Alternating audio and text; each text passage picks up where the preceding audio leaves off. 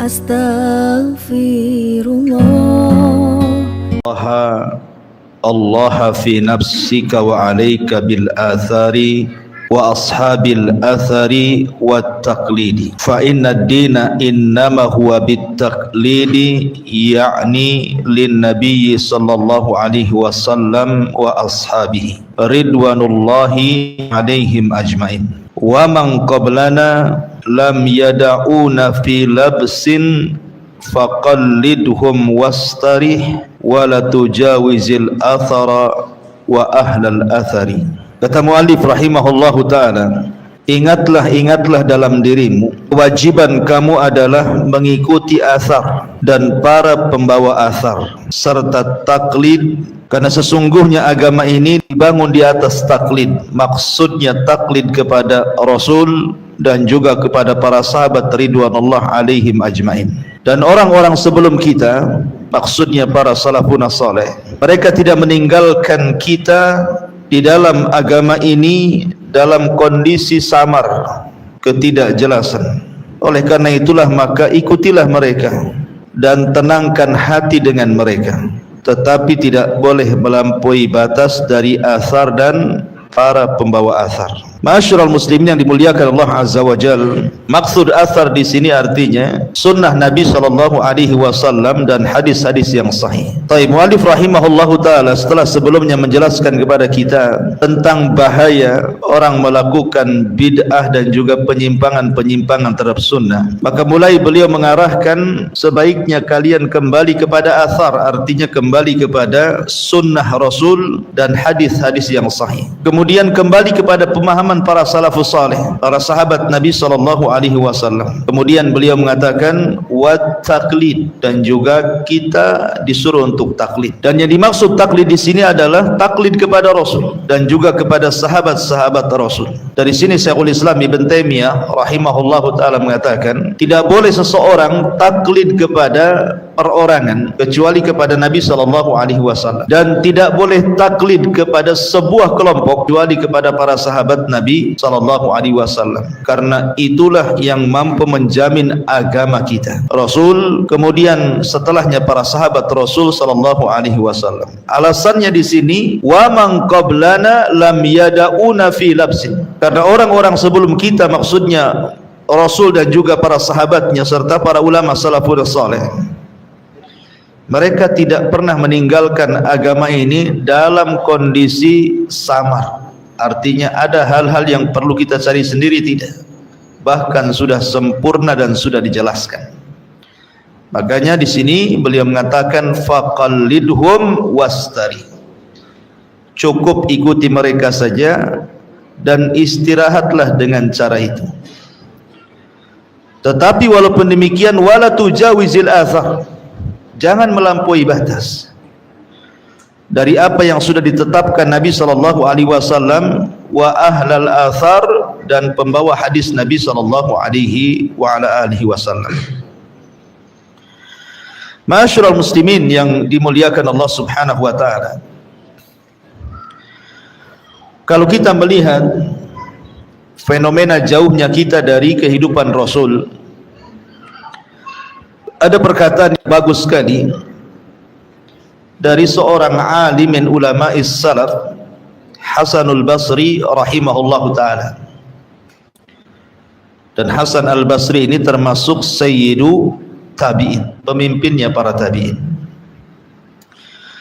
Apa kata Hasan al-Basri?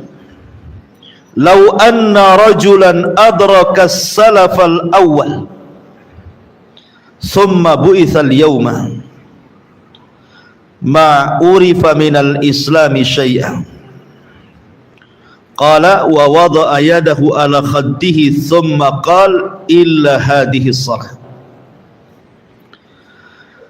Kata Hasan al-Basri rahimahullahu ta'ala, kalaulah seandainya seseorang mendapatkan kehidupan para salafus salih, maksudnya para sahabat, karena yang bicara adalah Hasan al-Basri. Dan Hasan al-Basri ada seorang tabi'in, artinya ngomong begini itu bicara tentang sahabat.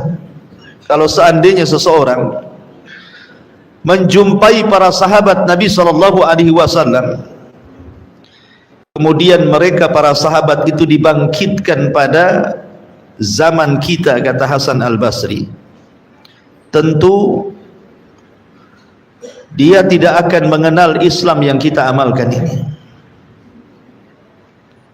kecuali sambil kemudian memegang pipinya, kecuali solat itu saja yang kita lakukan. Ini perkataan Hasan Al-Basri rahimahullahu ta'ala, bicara di zamannya. Artinya kalau seandainya di zaman Hasan Al-Basri rahimahullahu ta'ala sudah banyak perubahan, sudah banyak pergeseran agama Islam ini, sampai dikatakan kalau seandainya sahabat Rasul hidup di zaman kita ini, dia tidak akan mengenal Islam kita, karena Islam kita tidak seperti Islam mereka, kecuali solat ini saja katanya. Kalau Hasan Al-Basri ngomong di zamannya, maka perkataan ini tentu lebih layak kita sematkan pada hari ini. Makanya dalam perkataan yang lain dia mengatakan, wallahi demi Allah, laqad adraktu sab'ina badriyan aktsaru libasihi as-suf walau ra'aitumuhum qultum majanin. Demi Allah, aku sudah pernah menjumpai 70 orang-orang yang terlibat dari tentara Badar, dan kebanyakan mereka pakaiannya menggunakan wol. Kalau seandainya kalian melihat mereka, tentu kalian akan menganggap gila pakaian itu, karena tidak ada di zaman kalian pakaian itu. Saking sederhananya, sebagiannya robek-robek dan begitu seterusnya. Makanya Hasan Al-Basri mengatakan, kalau kalian melihat pakaian para sahabat, tentu kalian akan mengatakan mereka gila, seolah-olah tidak ada pakaian lagi. Walau ra'au khiyarakum laqalu ma li haula'i min khalah. Kalau seandainya para sahabat melihat orang yang terbaik di antara kalian, tentu mereka akan mengatakan bahwa di antara orang terbaik kalian saja, kalian tidak akan mendapatkan sedikit pun di akhirat. Lihat, sahabat kalau seandainya memandang para tabi'in, kata Hasan Al-Basri, kalian tidak akan mendapatkan apapun di akhirat, karena amalan kalian tidak sehebat mereka, gitu maksudnya. Walau ra'au syirarakum laqalu ma yu'minu haula biyaumil hisab. Tapi kalau para sahabat memandang kalian dari orang seburuk-buruk kalian, tentu mereka akan mengatakan kalian itu orang yang tidak beriman dengan hari hisab. Walaqad ra'aitu aqwaman kanatid dunya ahwan ala ahadihim min turab.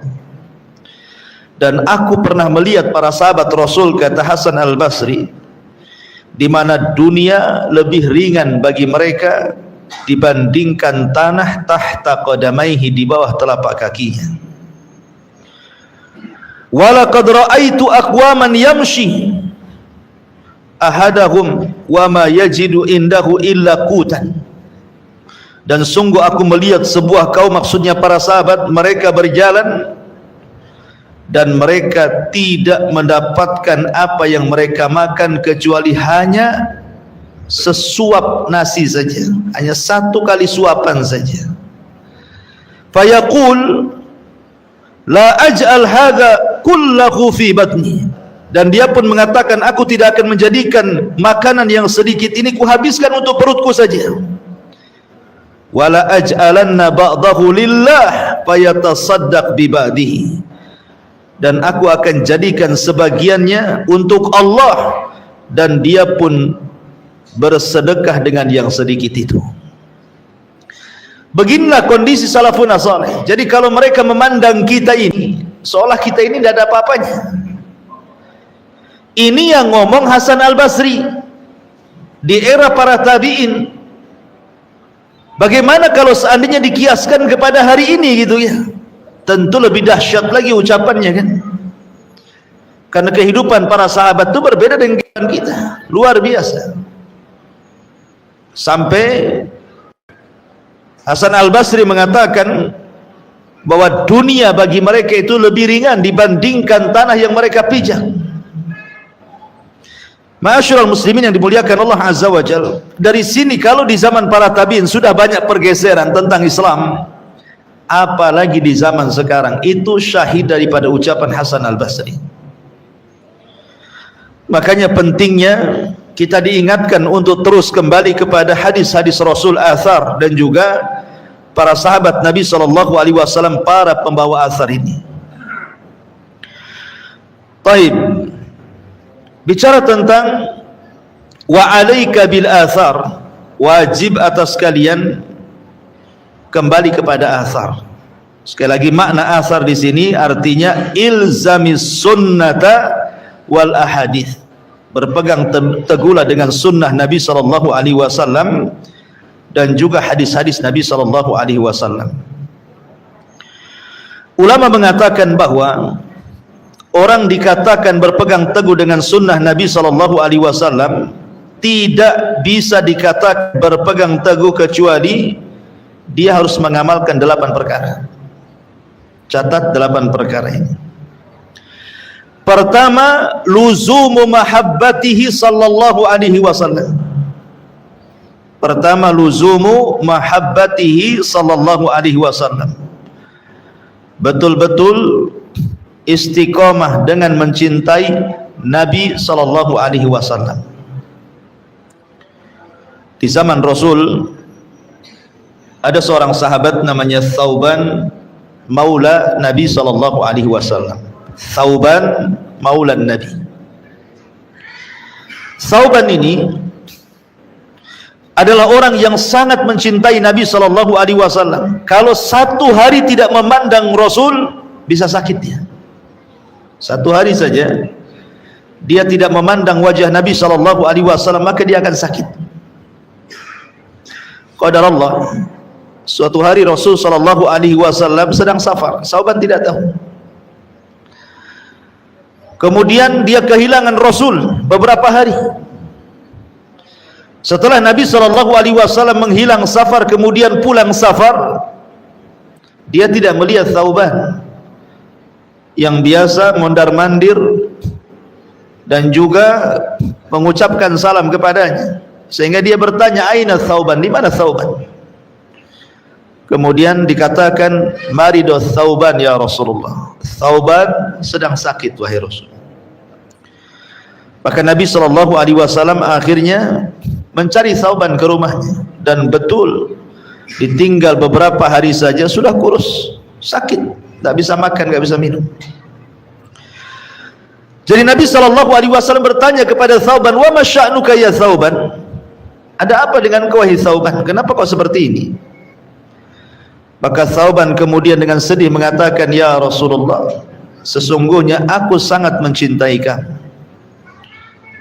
Sehari saja tidak menatap wajahmu, aku bisa sakit.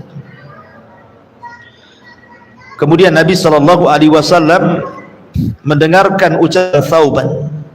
Kata Thauban, ya Rasulullah, tadzakkartu yaumal qiyamah, aku teringat dengan hari kiamat.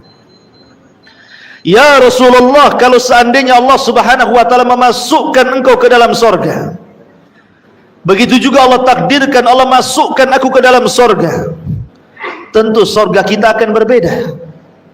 Tentu engkau akan ditempatkan di sorga yang paling tinggi, sementara aku ditempatkan di sorga yang paling rendah.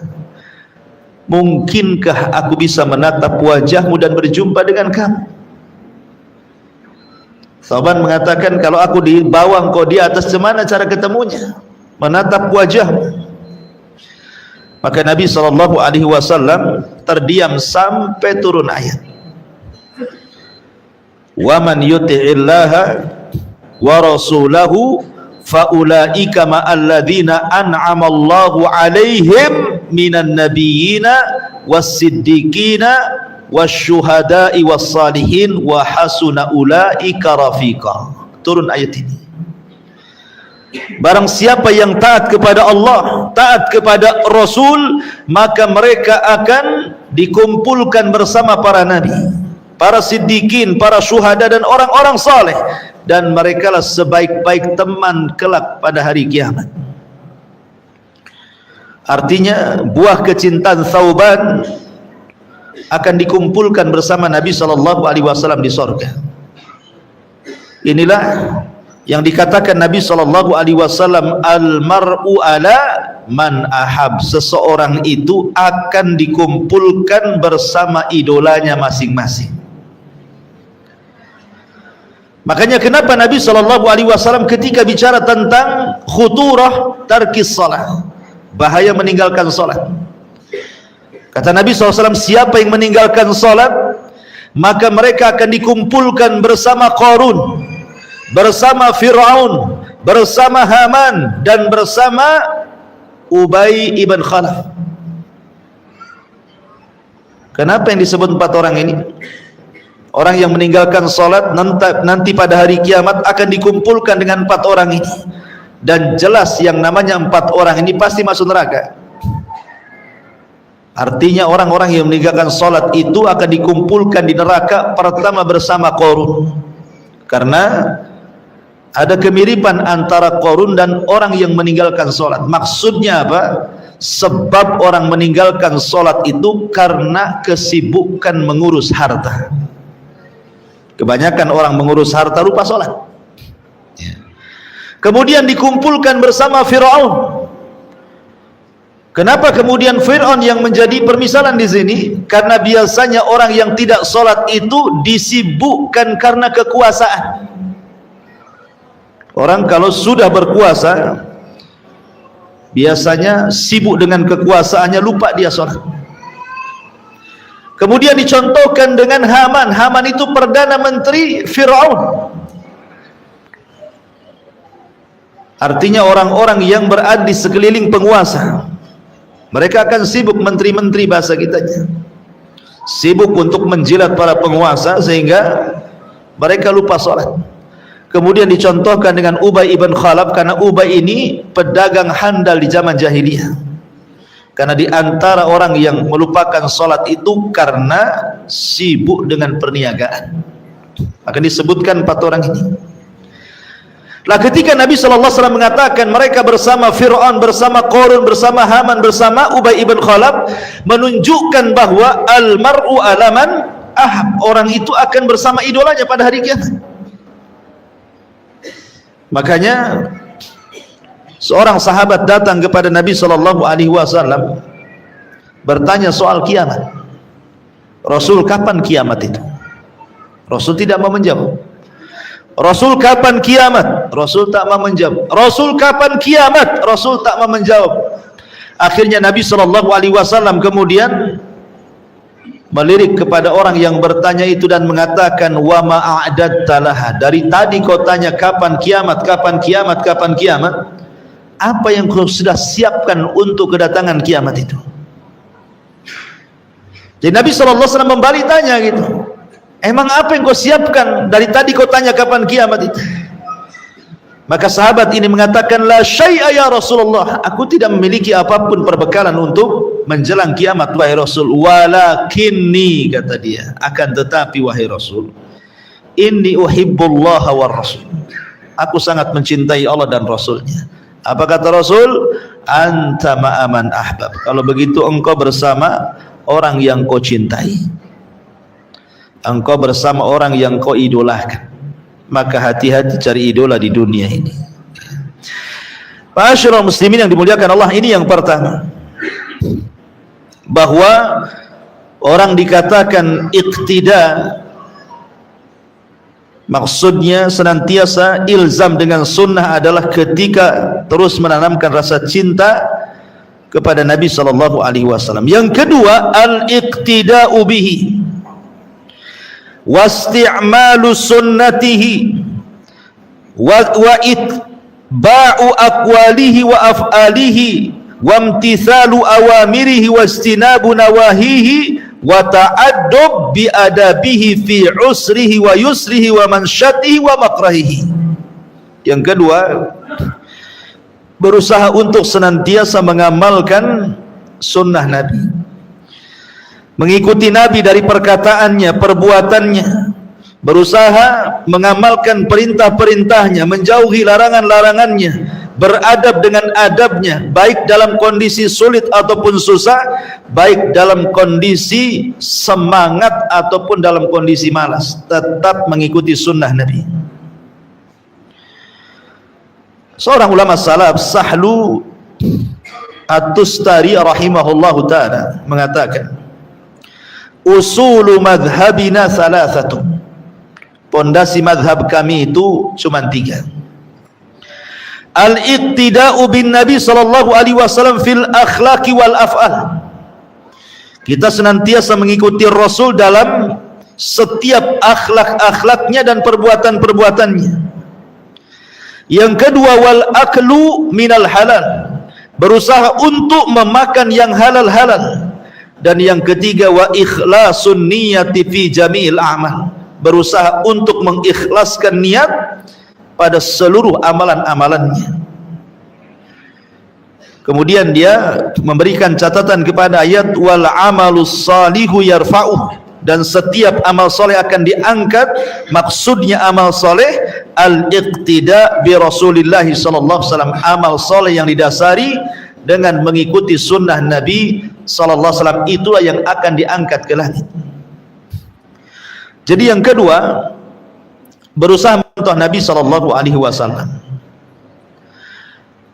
Bagi para sahabat Nabi sallallahu alaihi wasallam, mencontoh Rasul itu tidak pernah membeda-bedakan apakah ini sunnah muakkad, apakah ini sunnah biasa, apakah ini sampai kemudian tarafnya wajib dan begitu seterusnya. Di mata para sahabat ibadah itu sama. Itulah hebatnya para sahabat. Di mata para sahabat semua ibadah itu sama. Lain dengan kita, dibeda-bedakan kan. Kalau yang wajib ya agak sedikit semangat, kalau yang sunnah biasa-biasa saja. Ya. Kenapa? Karena bagi para sahabat itu, sebagaimana mereka tidak membeda-bedakan ketika melaksanakan sebuah ketaatan, begitu juga ketika mereka meninggalkan sebuah kemaksiatan. Mereka tidak pernah membeda-bedakan ini dosa kecil, ini dosa besar. Semua ditinggalkan. Karena bagi mereka bukan pembagian dosa, tapi kepada siapa mereka berdosa, kepada Allah Subhanahu wa ta'ala. Sehingga mereka tidak pernah beda-bedakan. Makanya kita pun sama, kalau begitu jangan pernah ini kan dosa kecil saja, nggak apa-apalah, kan bisa dihapus dengan wudu, bisa dihapus dengan sholat, bisa dihapus dengan puasa, dan begitu seterusnya. Karena sahabat Nabi sallallahu alaihi wasallam dijelaskan yang kedua di sini, mereka adalah orang yang paling mengikuti sunnah tanpa membeda-bedakan sunnah. Dan sudah saya jelaskan panjang lebar pada pertemuan yang lalu. Kemudian berusaha untuk mengamalkan perintah-perintahnya dan menjauhi larangan-larangannya. Dahulu di zaman para sahabat pernah terjadi paceklik yang berkepanjangan, sampai-sampai Rasul dan para sahabat itu mengalami kelaparan di kota Madinah. Karena kita tahu bahwa cuaca Madinah beda dengan Mekah kan. Kalau Mekah itu memang dari dulu di zaman Rasul, mereka itu tergantung ekonominya dengan perdagangan, sehingga tidak pengaruh mau musim panas mau musim dingin. Makanya mereka melakukan 2 perjalanan dalam berniaga mereka, rihlatas syita'i was saif. Tapi Madinah itu mereka tidak terbiasa berniaga. Mereka terbiasa dengan bercocok tanam, pertanian, ya, kalau perdagangan. Sehingga yang namanya dunia perkebunan, dunia pertanian berhajat kepada air itu sangat besar. Kalau terjadi paceklik, apa yang terjadi? Gersang.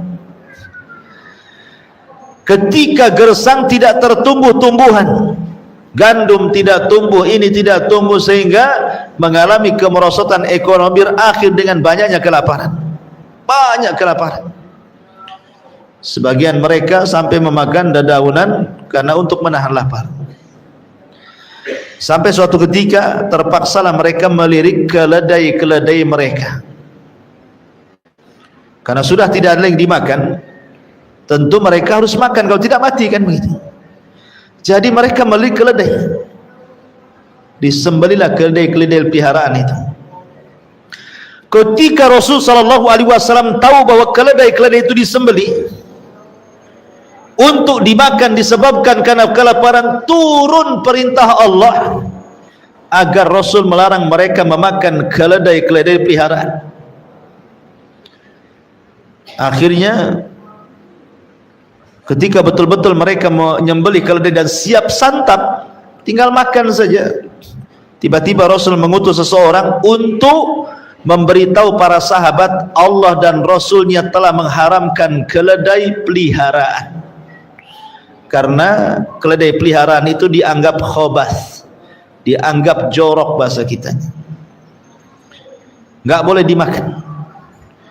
Akhirnya terpaksalah para sahabat itu membuang periuk-periuk mereka, menumpahkan daging-daging keledai, dan tidak ada satupun sahabat yang memakannya. Padahal ketika itu mereka dilanda dengan kelaparan yang luar biasa.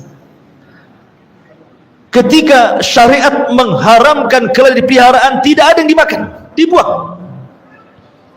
Padahal dalam kondisi lapar sekali itu. Ini menunjukkan bagaimana mereka ketundukan. Kalau sudah Rasul memerintahkan ataupun melarang, bagi mereka itu sami'na wa ata'na. Sama dengan ketika pengharaman khamar umpamanya. Anas ibn Malik radhiyallahu an, ketika datang pengharaman khamar itu sedang berada di rumah Abu Talha radhiyallahu an, membantu Abi Talha untuk menjamu tamunya, menghidangkan minuman-minuman khamar, karena di zaman itu khamar belum dilarang, boleh diminum, bahkan menjadi minuman kebanggaan para sahabat untuk menjamu tamu khamar itu. Tiba-tiba ketika kemudian Anas menuangkan khamar itu untuk diminum, datanglah penyeru dari luar. Kemudian Abi Talha ngomong sama Anas, ya Anas, ukhruj fasma madza yaqulul munadi yunadi. Anas, kau lihat keluar sana, itu ramai sekali di luar itu, ngomong apa tuh? Akhirnya kata Anas, fa kharajtu, aku pun keluar, fa idza sami'tu munadiyan yunadi ala wa innal khamra qad khurrimat. Kata Anas bin Malik radhiyallahu an, ketika aku keluar, aku mendengar seorang penyeru menyerukan bahwa khamr sudah diharamkan selamanya. Dan turun ayat innamal khamru wal maisir wal ansab wal azlamu rizqun min amali syaitan fastanibuhu la'allakum tuflihun. Turun ayat ini, pengharaman khamr secara abadian. Pulang Anas ngomong sama Abu Talha dan mengatakan, ya Aba Talha, innallaha wa rasulahu qad harramal khamrah, sesungguhnya Allah dan Rasulnya sudah mengharamkan khamar. Maka tiba-tiba khamar yang sudah dihidangkan di tangan-tangan para sahabat langsung dituang-tuangkan ke depan pintu-pintu ganggang kota Madinah, sampai perawi hadis mengatakan hatta salat syawari al-Madinah, sampai ganggang kota Madinah itu banjir dengan khamar yang ditumpahkan dari rumah-rumah para sahabat Nabi sallallahu alaihi wasallam. Karena mereka ingin apa? Imtithal li amrillahi wa rasul, berusaha untuk mencontoh perintah Allah dan Rasulnya. Begitulah iqtida para sahabat Nabi sallallahu alaihi wasallam kepada Nabi sallallahu alaihi wasallam. Ini kedua. Yang ketiga, wujubu ta'atihi sallallahu alaihi wasallam, berusaha mentaati Nabi sallallahu alaihi wasallam, karena ketaatan kepada Rasul itu sama dengan ketaatan kepada Allah. Wa man yuti'ir rasul faqad ata Allah, siapapun yang mentaati Rasul berarti dia telah mentaati Allah. Wa ma atakumur rasul fakhudhu wa ma nahakum anhu fantahu, apapun yang datang dari Rasul ambil, apapun yang dilarang Rasul tinggalkan. Kemudian yang keempat, wujubu ittibaihi wa imtithali sunnatihi wal iqtida'i bihadyihi, berusaha mengikuti sunnah, mengamalkan sunnah, dan juga berusaha untuk terus mengikuti petunjuk-petunjuk Nabi sallallahu alaihi wasallam. Kenapa demikian?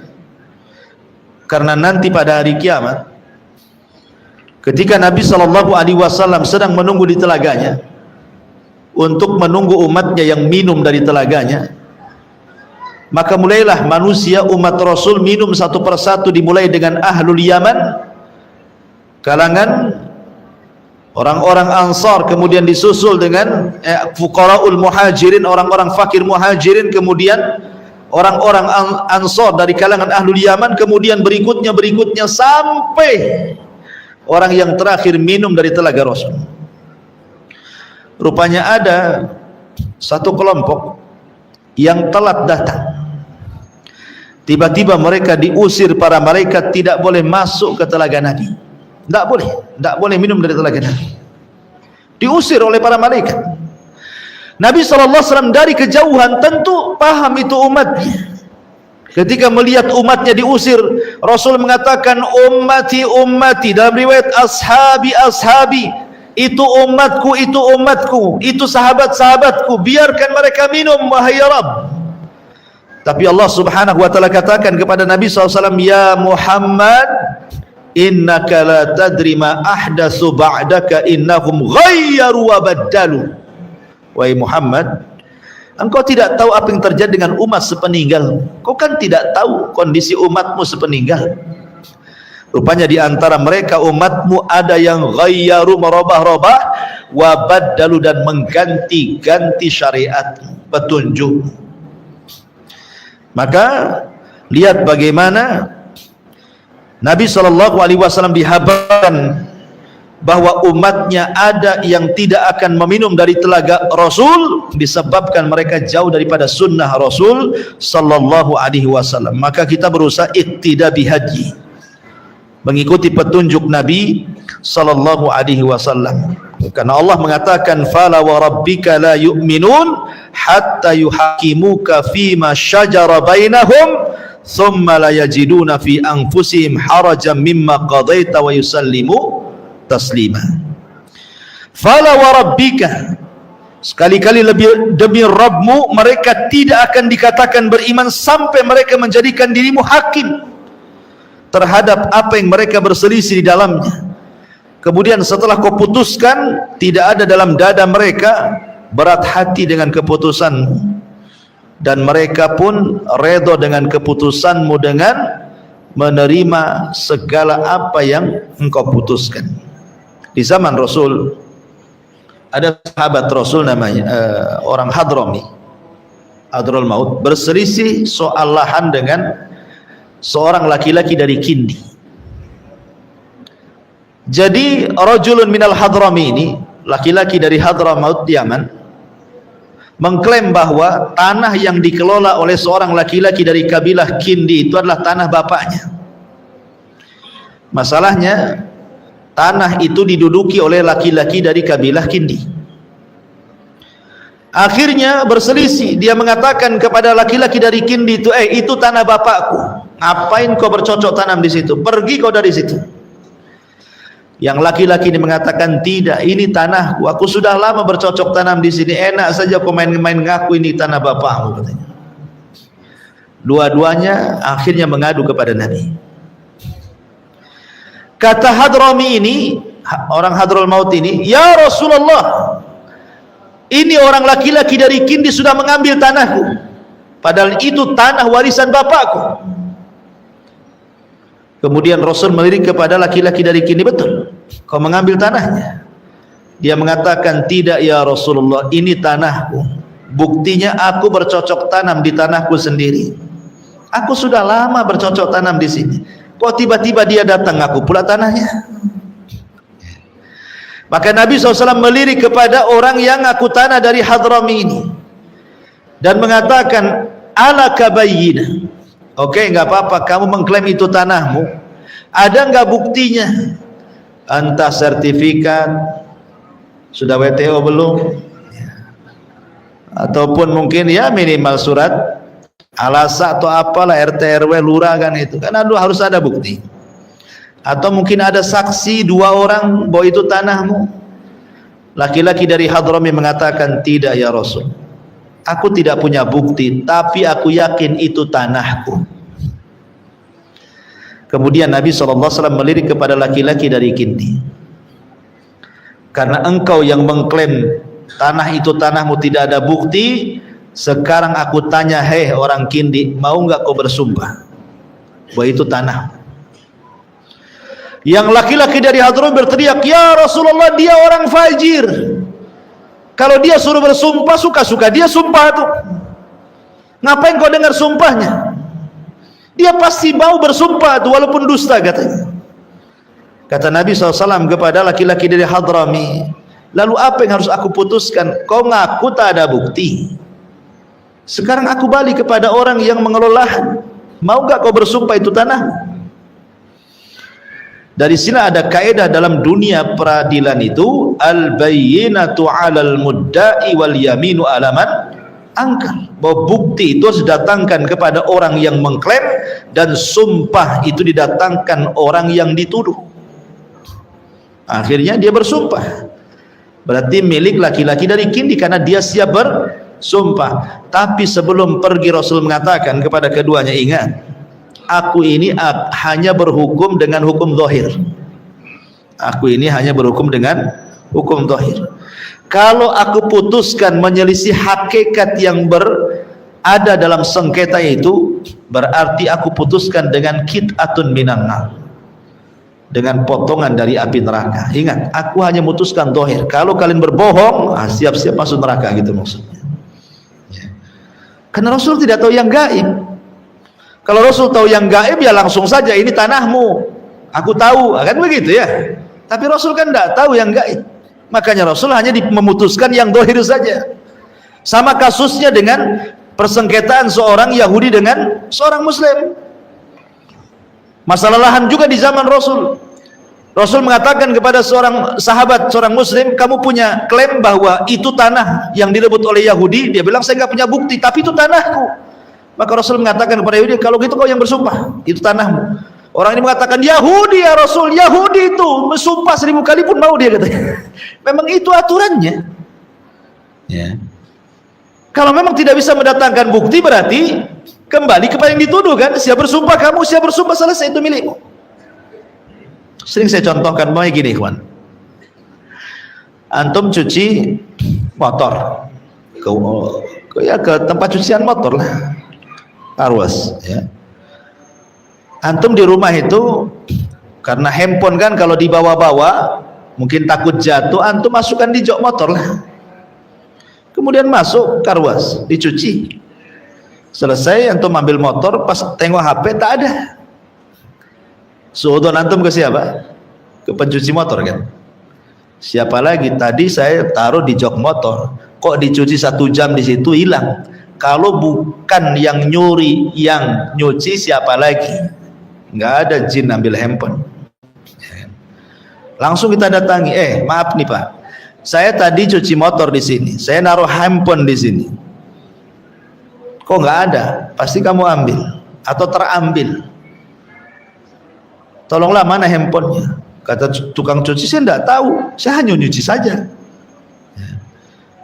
Dia mengklaim bahwa diambil tukang cuci, tukang cucinya berlepas diri, aku hanya nyuci saja di sini, nggak tahu handphone mau di mana. Berarti di sini tegaklah kaidah al-bayyinatu 'alal mudda'i wal yaminu 'ala man angkar, bahwa bukti didatangkan orang yang menuduh, sementara sumpah itu cukup diucapkan orang yang dituduh. Nah, sekarang Anda yang punya motor, yang katanya handphone ditaruh di jok itu, ada buktinya enggak bahwa yang mengambil itu tukang cuci, entah CCTV di situ atau mungkin orang-orang yang nyuci di situ nampak sebagai saksi gitu ya? Atau pas antum pinjam handphone orang kemudian ditelepon, kemudian bunyi di kantong dia, ini handphonenya ada di kantong umpamanya, karena ada bukti itu ya.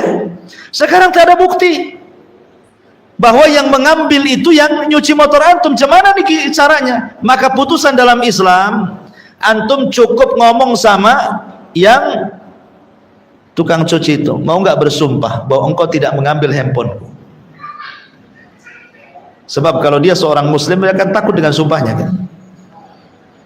Kalau dia mengatakan wallahi aku tidak mengambil, dah banyak orang nyuci ke sini, tak ada yang hilang kecuali kau saja, boleh jadi kau lupa, sebenarnya mungkin cari di rumah lah, jangan tuduh-tuduh. Kalau dia sudah ngomong wallahi demi Allah, maka antum harus puas dengan sumpahnya, harus puas ya. Tidak boleh antum ragu-ragu. Kenapa? Karena antum mengagungkan sumpahnya, bukan karena orang itu, walaupun sekalipun dia berdusta.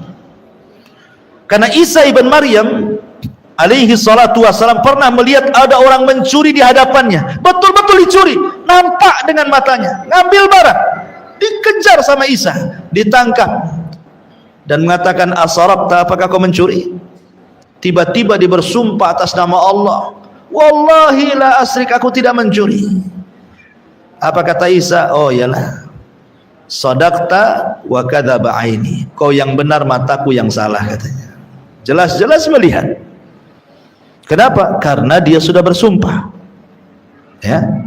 Kalau sudah bersumpah, kita tidak boleh ragu-ragu. Habis sumpah antum masih datangkan polisi juga. Gimana antum? Orang bertauhid nggak boleh gitu. Ya sudahlah, selesai kalau sudah bersumpah. Kecuali kata Syekh Utsaimin rahimahullah ta'ala, orang yang bersumpah itu memang orang jahat, dikenal dengan kejahatannya, biasa berdusta, dia tidak pernah menghargai sumpah. Suruh sumpah 1 juta kali pun dia bisa sumpah untuk kebodohannya dan kebohongannya. Maka kalau seperti ini, maka boleh antum tidak tenang dengan sumpahnya. Tapi kalau seandainya orang yang bersumpah itu nampak zahirnya orang baik, maka antum harus menerima sumpahnya. Ataupun walaupun 50-50 nih, nampaknya 50% benar, 50% tak benar nih, tetap antum harus terima sumpahnya. Kecuali kalau lewat di atas 50%, antum tidak yakin dia sumpahnya benar, boleh antum tidak terima. Ini kata Syekh Utsaimin rahimahullah ta'ala. Syahidnya adalah tadi tentang kisah seorang laki-laki dari Hadrami, dia langsung menerima putusan Nabi kan. Begitulah, harus menerima putusan Nabi. Kemudian yang nomor 5, tarku mukhalafati amrihi wa tabdil sunnatihi. Jangan sampai menyelisihi perkara Nabi SAW ataupun merubah-rubah sunnah Nabi SAW. Karena umat di akhir-akhir ini, ikhwan, sudah terlampau banyak pergeseran dalam agama ini. Seperti contohnya, dulu saja belum ada handphone. Kita lihat di yang punya mobil gitu kan, kadang-kadang kaset-kaset musik itu, piringan-piringan itu jauh lebih banyak isinya dibandingkan kaset yang ada murotahnya, ya kan? Kan kalau dulu kan di mobil-mobil itu kan kaset piringan banyak, orang-orang dibungkus, ditaruh di otak gitu. Apakah itu mobil angkot atau apalah kan, atau mobil pribadi, yang di dalam mobil itu isinya mesti musik. Itu belum ada handphone tuh ya. Sekarang sudah ada handphone kan. Saya yakin bahwa aplikasi Al-Quran dalam handphone, di handphone antum itu saya nggak yakin kalau ada paling depan itu. Boleh jadi tidak ada, butuh tinggal download di Play Store aja kan. Tapi kalau YouTube itu wajib ada di depan, Facebook wajib ada di depan, Instagram wajib ada di depan. Kenapa? Karena di situ ada marketplace, COD, semua dunia aja isinya kan handphone. Artinya udah ada pergeseran kan di sini, ya. Seolah-olah apa? Dunia lebih dikedepankan dibandingkan Allah Subhanahu wa taala. Lah kalau seandainya Quran saja bisa tidak dikedepankan daripada yang lain, cemana pula masalah sunnah Nabi. Ya, yang ke nomor 5, tarku mukhalafati amrihi wa tabdil sunnatihi. Berusaha tidak menyelisihi setiap perintahnya dan tidak mengganti-ganti sunnahnya. Allah Subhanahu wa taala berfirman dalam surah Nur 63, falyahdharil ladzina yukhalifuna an amrih an tusibahum fitnah aw yusibahum adzabun alim. Maka hati-hatilah orang-orang yang menyelisih akan perintah Rasul, ditimpa kepada mereka fitnah atau ditimpa kepada mereka azab yang sangat pedih. Ma'asyiral muslimin yang dimuliakan Allah Azza wa Jalla, Al-Imam Ahmad ibn Hanbal rahimahullahu ta'ala ketika memberikan catatan kepada surah Nur ini, apa kata beliau? Ajibtu liqaumin araful isnada wa sihhatahu yadhhabuna ila ra'yi Sufyan wallahu yaqul falyahdharil ladzina yukhalifuna an amrih an tusibahum fitnah aw yusibahum adzabun alim. Atadri mal fitnah? Al fitnatu asyirku la'allahu idza radda ba'dha qawlihi an yaqa fi qalbi syai'un minaz zaigi fayahlik. Kata Imam Ahmad ibn Hanbal rahimahullahu ta'ala, aku sangat heran dengan sebuah kaum yang paham tentang sanad-sanad hadis dan sahihnya. Mereka mengambil pendapat Sufyan Ats-Tsauri, sementara Allah Subhanahu wa taala berfirman, hati-hati orang-orang yang menyelisih akan perintah Rasul, perkara Rasul ditimpa kepada mereka fitnah atau adab yang pedih. Tahukah kalian apa itu fitnah? Fitnah adalah kesyirikan. Boleh jadi apabila seseorang menolak sebagian sabda Rasul, akan tertanam dalam hatinya sesuatu penyimpangan, maka dia pun akan binasa. Imam Ahmad ingin katakan kepada kita, ikhwan, kalau Quran itu kan tidak usah diteliti ya, karena semua Quran itu pasti mutawatir. Tidak ada satu ayat ini hasan, ini sahih, ini dhaif, ini maudhu, tidak perlu. Semua Quran itu sahih. Tidak ada penelitian dalam Quran, karena sepakat Quran itu mutawatir. Tapi kalau hadis itu kan masih diteliti oleh para ulama kan. Makanya ada hadis sahih, ada hadis hasan, ada hadis dhaif, bahkan ada hadis maudhu, bahkan ada ilmunya, ada ilmu rijal, ilmu ilal, dan begitu seterusnya, untuk sampai ke derajat mampu membedakan ini hadis sahih, ini hadis tidak sahih. Lah di zaman Imam Ahmad itu, kata Imam Ahmad, aku heran dengan sebuah kaum yang mereka luar biasa pengetahuannya, mampu menyelami tentang ilmu-ilmu rijal, ilmu-ilmu ilal, sehingga mereka bisa membedakan dengan ilmu yang mereka miliki, ini hadis sahih, ini tidak. Tetapi artinya derajat mereka sudah sampai ke derajat talabul ilmi. Kan hanya orang-orang yang betul-betul talabul ilmi kan yang tahu tentang ilmu ini. Kalau hanya sekedar talabul ilmi jiping kayak kita ini ya, ngaji kuping gitu ya, tidak bisa lah. Maksudnya ini kan tingkatannya sudah orang duduk di maktabah kan, orang-orang yang dikatakan Imam Ahmad ini. Kata Imam, aku heran ada orang yang sudah diberikan pengetahuan tentang ilmu hadis, mampu membedakan hadis ini sahih, hadis ini tidak sahih. Bukannya mereka berdalil dengan hadis yang mereka teliti, tapi mereka masih mengambil pendapatnya Sufyan Ats-Tsauri. Kenapa Imam Ahmad mengatakan Sufyan Ats-Tsauri? Karena di zaman itu tidak ada ulama yang lebih handal melebihi Sufyan Ats-Tsauri. Karena Sufyan Ats-Tsauri lebih daripada Syafi'i, Maliki, Hama, itu kan orang-orang belakangan. Ini kan orang lama di atas Imam Syafi'i. Dan dia punya madhab, namanya madhab Tsauri, madhab Al-Laitsi, madhab Auza'i, banyak madhab, madhab Al-Qurtubi, madhab itu banyak sebenarnya. Bukan hanya 4 madhab yang kita kenal saja. Cuman bedanya karena murid-muridnya Sufyan Ats-Tsauri, Sufyan ibn Uyainah, Zuhri dan yang lainnya tidak menyebar dan tidak disebar, makanya madhabnya mati di zamannya.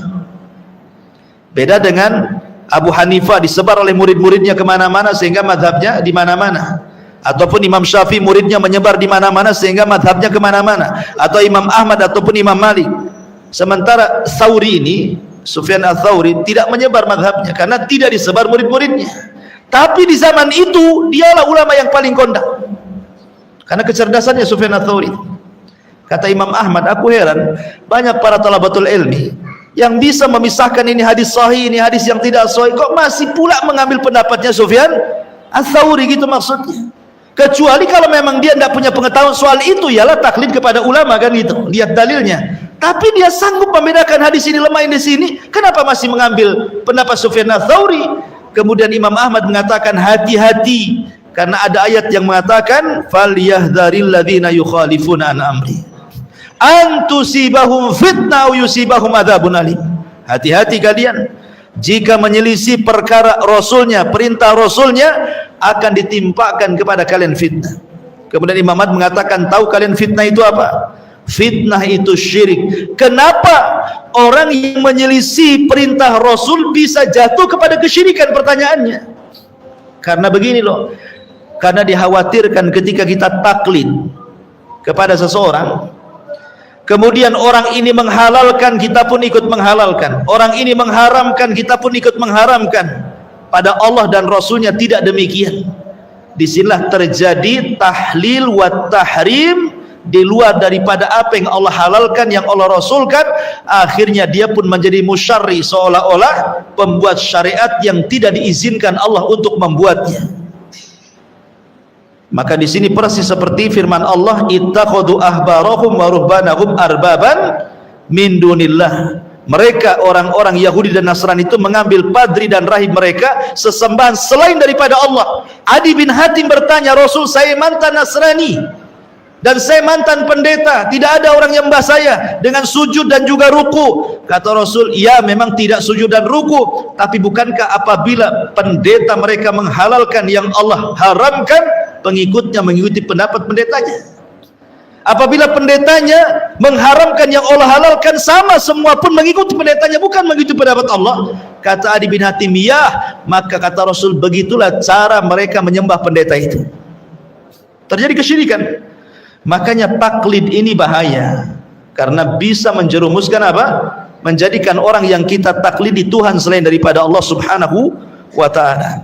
Ya, kemudian secara yang nomor 6, berusaha kathratu dzikrihi sallallahu alaihi wasallam. Kalau kita ingin mengikuti Rasul, perbanyak menyebut nama Rasul dengan bersalawat kepada Nabi sallallahu alaihi wasallam. Kemudian yang nomor 7, ta'zimuhu wa tauqiru wa idharul khusyu' inda dzikrihi, mengagungkan, menghormati dan menampakkan kehusyuan ketika menyebut namanya. Dan yang terakhir, mahabbatuhu liman ahabban nabiyya sallallahu alaihi wasallam wa bughdun liman abghadahu sallallahu alaihi wasallam. Kita harus cinta kepada orang yang mencintai Rasul, dan kita harus membenci kepada siapapun yang membenci Nabi sallallahu alaihi wasallam.